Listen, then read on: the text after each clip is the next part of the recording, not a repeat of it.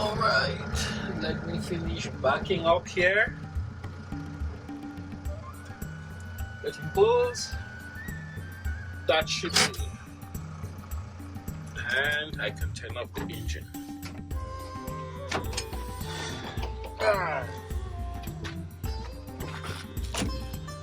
Hello guys, welcome back to the channel. Hope everybody had a wonderful 4th of July weekend and is back to work for those who are working and looking for a job for those who had some kind of follow or were not working when things were really bad with the global pandemic. Well, have a couple of things to share with you guys today. So the first one is, I think I know exactly what tires I'll be getting. But did you guys notice the difference in size between this tire in the rear and the one in the front? I think I noticed a difference, and they're both made by the same manufacturer, BF Goodrich. Without actually measuring the tires with a tape measure or whatever, I can already see that even though this is a 35, it's way taller than this other 35 right here. So these KMs, and I love the thread pattern on there. So this is what I'm gonna go with, but this is just the regular KM, which is the first generation. I believe they are now up to the third iteration, KM3s. So these ones are out of production. So it's quite a few people waiting on the 2021, maybe now the 2022 Mahindra Thar.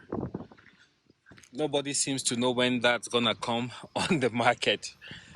But I found a couple of stories pitting Mahindra and of course the longtime nemesis FCA, Fiat Chrysler Automobiles, or Stellantis like they call the new conglomerate.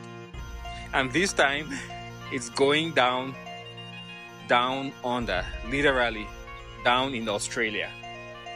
So to give you guys an idea of this story, well, it starts back in 2020 when Mahindra released the new version of the Mahindra Thar. This is the old version of the Mahindra Thar, or is based off the old version of the Mahindra Thar, the second generation, I believe.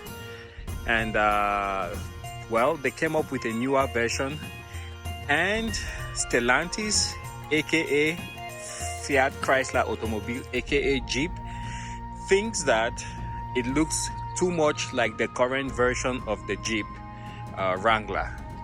So that's where the problem arises.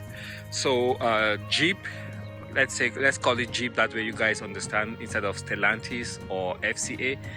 So Jeep took Mahindra to court in Australia, claiming that Mahindra intends to sell the new version of the Mahindra Thar in Australia, and requested to have a 90-day period to be informed if the Mahindra Thar was to be imported in Australia.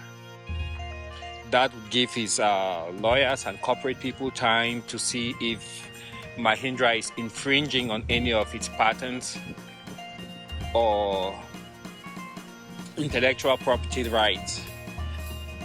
Mahindra rebutted, asked for a 45-day period, and Jeep insisted on a 90-day period. Meanwhile, before this happened, I believe Mahindra had put on its website in Australia a request for manifestation of interest in the new Mahindra Thar in Australia. And I think they had overwhelming interest in the vehicle. So that's what happened finally, and well, things moved forward, and ultimately I believe Mahindra said for the time being they have no intention of importing the Mahindra Thar to Australia.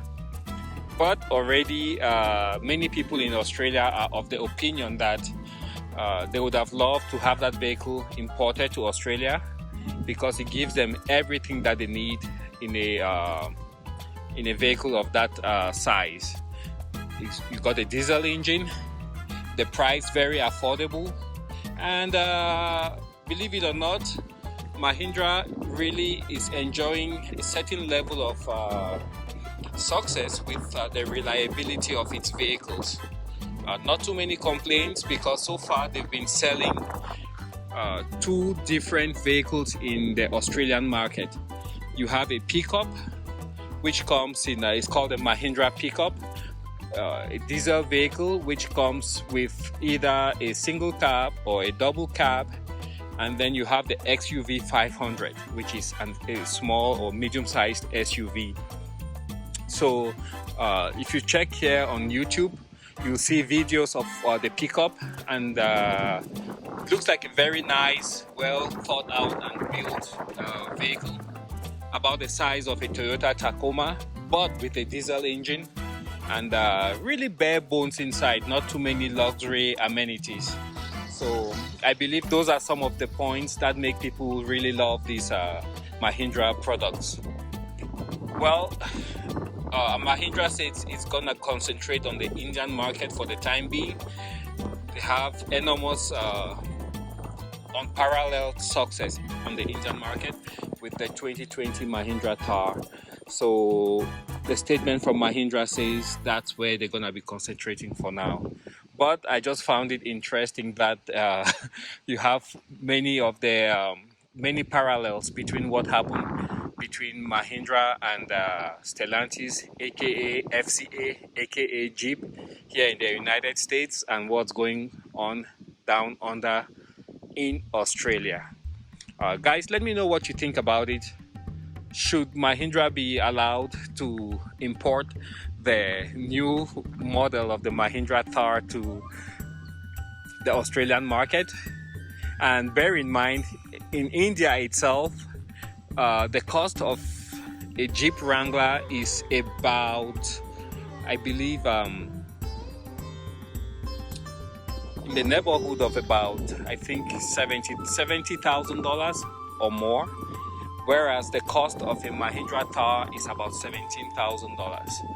So there's a huge difference price difference between the two.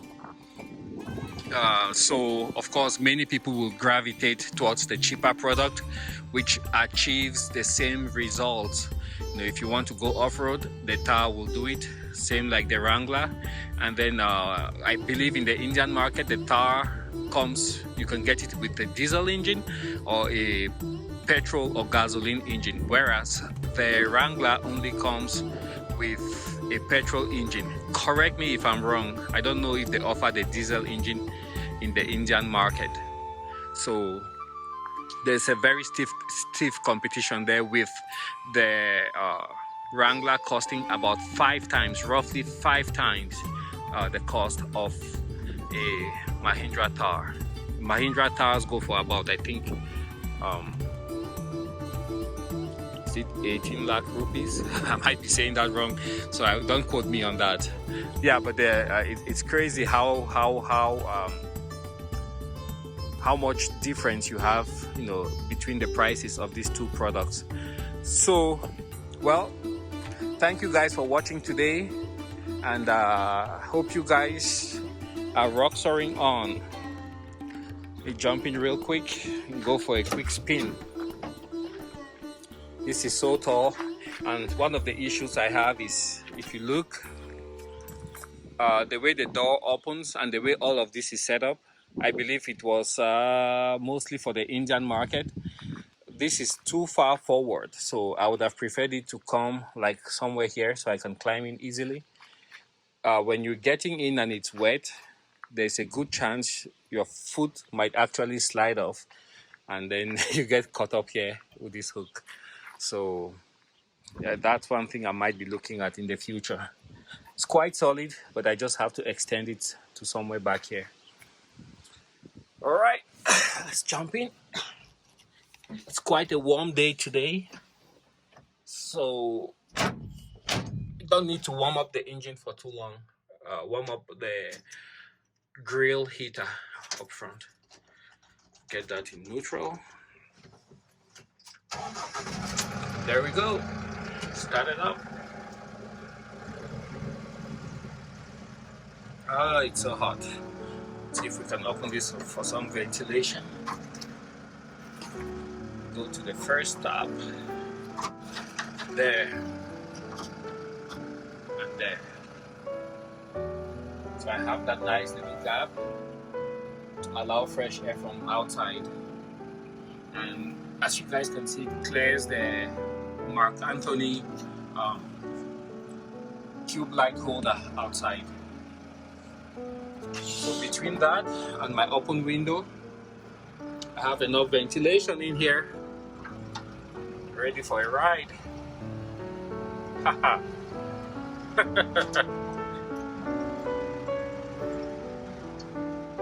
Yeah.